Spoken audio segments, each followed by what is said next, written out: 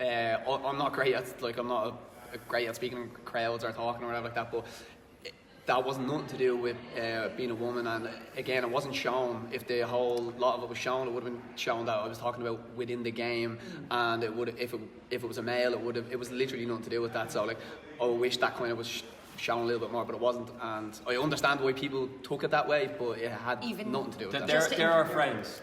We love them. It was just part of the game. It was taken a different way. We've come out of this now so close to each other, and we've had such an amazing experience.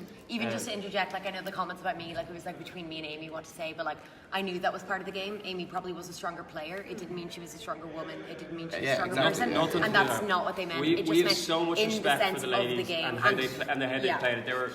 They were better. Boys were not they beat us, but it was a game where we win. Yeah, you won. You did win, and that was part of the game. But even in those comments and stuff, I think it's so easy for people to see that and be like, "Oh, that's men being men," but it's like, that's traitors being traitors. That's nothing to do with gender roles. That is completely to do with like the boys playing the game. And I think the whole thing with like men is the actual men outside of the show being able to attack women so easily. It's not the men in the show. The men in the show were nothing but respectful. They were playing the game.